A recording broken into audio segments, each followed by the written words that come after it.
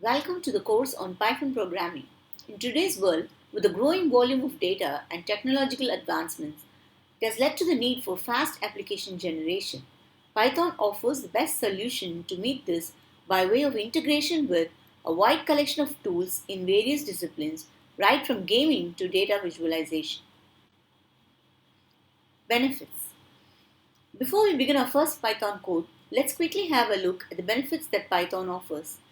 It is syntactically simple in the sense that it's very programmer friendly and is pretty much like writing code with much less effort. For instance, Python eliminates the need for a semicolon to terminate a statement. Next, you can just declare a variable without specifying the data type. Python is smart enough to recognize the variable type. Like C++ and Java, Python supports encapsulation, inheritance, and polymorphism as object-oriented concepts. It imports a wide collection of third-party libraries, which makes it the most sought-after language, especially in areas of data science, machine learning, and building interesting hardware projects on the Raspberry Pi.